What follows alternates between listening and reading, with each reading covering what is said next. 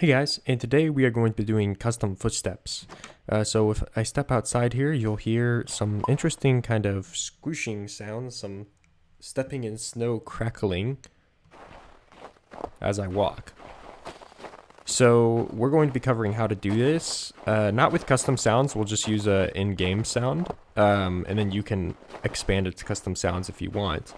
And then we're going to be doing it every command, so there will not be a download in the description, so just follow along. This is my second time recording it, so I probably will not have any mistakes as I go.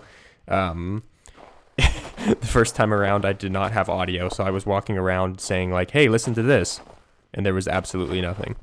Anyways, so let's go ahead and hop into the quick pack and see how fast we can get this.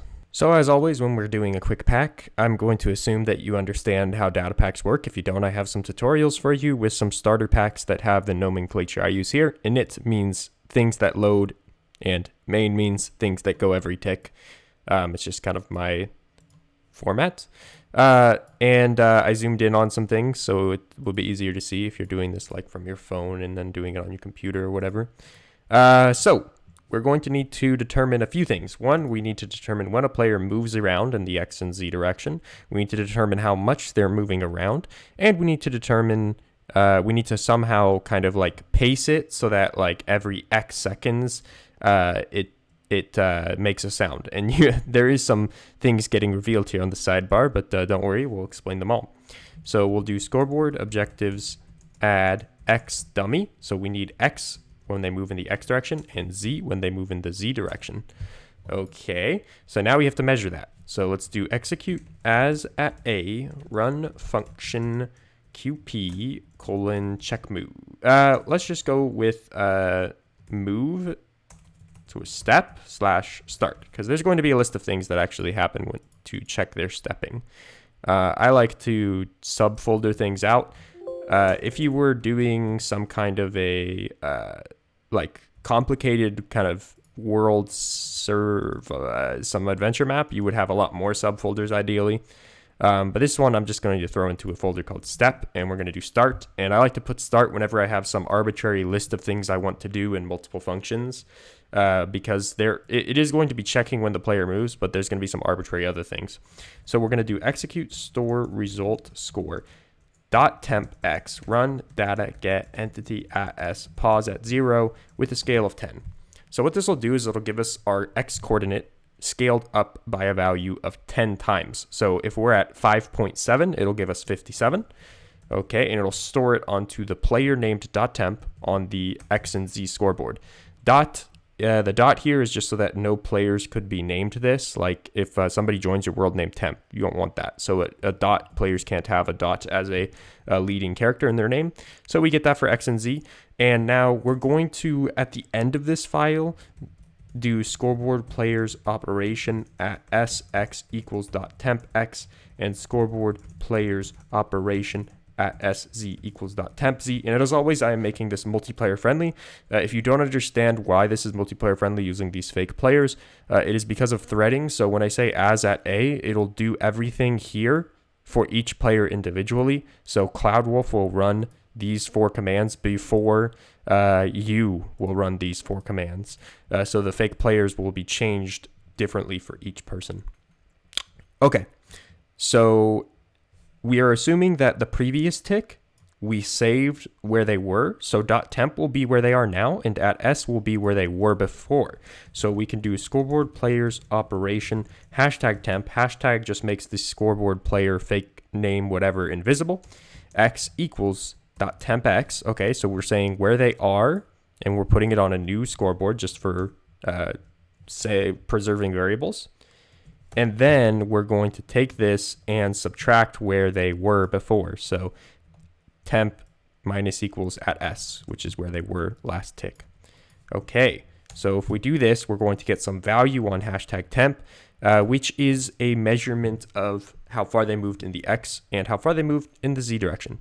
And you could actually combine these, and there's ways to simplify it, but it's for the most part fine. Now we just need a few more scoreboards, so we need motion. Well, let's just do step. We really just need step.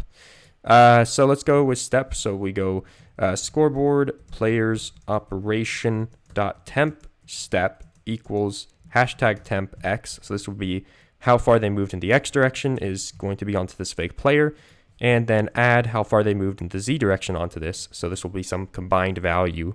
If you move diagonally, of course, you would have more.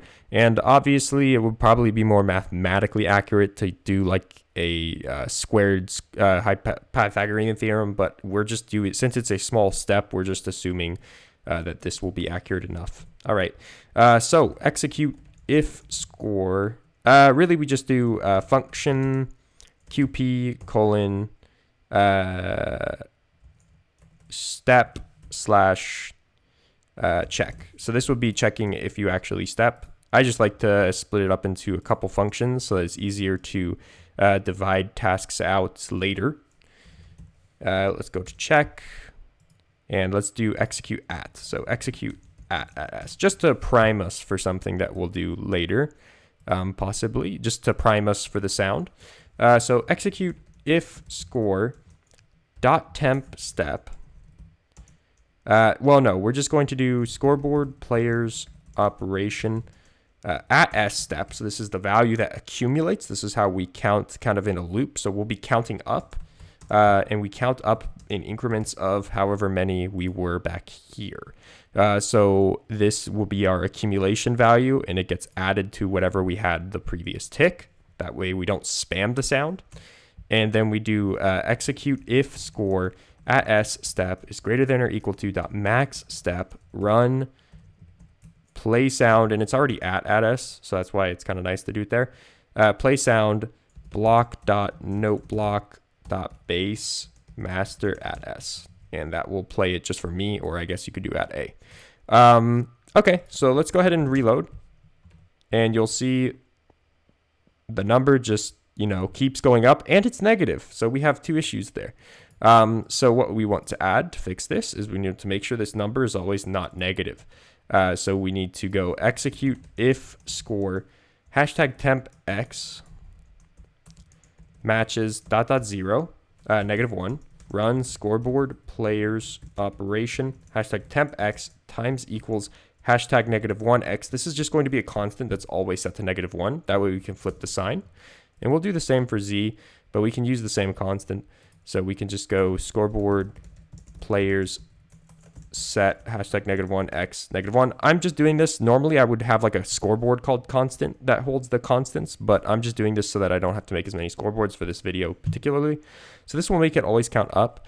And then we also have the issue of we need to make it set to 0. So we'll just do this, and you could put these into a subfunction themselves. Scoreboard player set at s step 0. Okay. So now you can see that my number is counting down. So let's do scoreboard players set at s step 0. And there you go. And you can hear the beat kind of pace up when I run. That's part of our counting how far you're moving. Okay, that's cool. Now we also have a problem of, let me hit W. You can see the accumulator going up. So we actually want to set it to some value that is like when the player stops. So execute if score.temp step. So this would mean that they are not moving this tick. Matches 0. Run scoreboard players set at s step, and we're actually going to set it to 20. And you can see here that I set max step to 25. You can tune this value however you want. You want to make this number here some value that's like maybe one step less than max. That way, when the player takes their first step, it will not necessarily add to 25. So you'll see what I mean by that. So if I tap this button, you'll see the number sometimes make a noise. But if I just kind of spam tap it, it won't just keep making a noise. Sometimes it does, sometimes it doesn't. But then if I hold it, it's timed pretty well with my steps. And you can time it better by changing the max value and changing this value to get it exactly kind of the pace that you're looking for. All right, so that's all the commands. That's all the functions. Hopefully you guys found that useful.